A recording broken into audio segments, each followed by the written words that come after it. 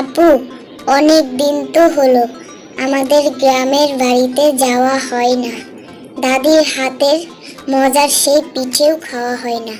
আমার খুব ইচ্ছে করছে ওই পিঠে খেতে। স্কুল তো বন্ধ। চলো আপু, মা বাবাকে গিয়ে বলি গ্রামের বাড়িতে যাওয়ার জন্য। হ্যাঁ রাজু, তুই ঠিকই বলেছিস। চল তাহলে বাবা মাকে বলি। মিতা, অনেক দিন তো হলো আমাদের গ্রামের বাড়িতে যাওয়া হয় না। রাজু, রিয়া দুজনেরই তো স্কুল বন্ধ। চলো না আমরা গ্রাম থেকে একটু ঘুরে আসি। হ্যাঁ গো রাজুর বাবা, তুমি ঠিকই বলেছ। অনেক দিন তো হলো মাকেও দেখা হয় না।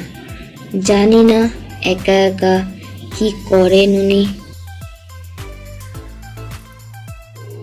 বাবা বাবা, চলো না আমরা সবাই গ্রাম থেকে ঘুরে আসি। হ্যাঁ বাবা, চলো আমরা দাদির হাতের পিঠা খেতে যাব। হ্যাঁ বেশ, তো চল তাহলে আমরা কালকে সবাই গ্রামের বাড়িতে রওনা দিই।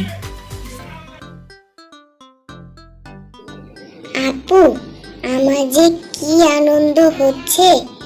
গ্রামের বাড়িতে কি সত্যিই আমরা যাচ্ছি?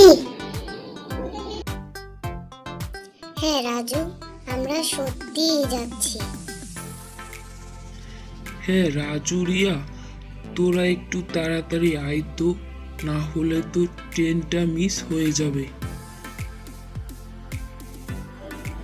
হ্যাঁ বাবা, চলো তাহলে।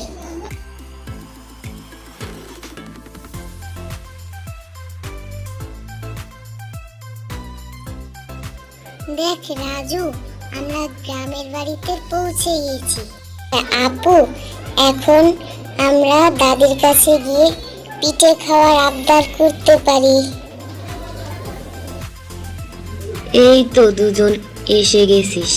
এখন তো শুধু দাদিকে বিরক্ত করবি আর কি। এত গল্প না করে তোরা তাড়াতাড়ি চল তো দেখি যাই এখন।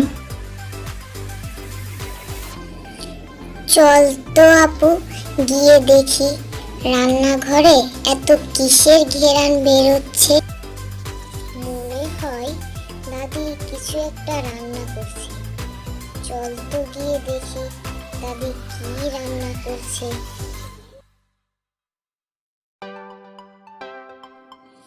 দাদি, তুমি কি এমন রান্না করছো? এত ঘেরান কিসের? হ্যাঁ রিয়া, রাজু, আমি তোমাদের জন্য অনেক ধরনের মজার পিঠা রান্না করছি। ওহ দাদি, তুমি তো আমাদের জন্য অনেক ধরনের পিঠা বানাচ্ছ অনেক কষ্ট করে। এই পিঠা আমরা অনেক মজা করে খাবো, কি বলো আপু? হ্যাঁ রাজু, আর আমরা প্রতি বছর স্কুল ছুটি পেলেই দাদির কাছে পিঠা খাওয়ার জন্য আসবো। আর বন্ধুরা, আমাদের গল্পটি ভালো লেগে থাকলে চ্যানেলটি সাবস্ক্রাইব করে দাও।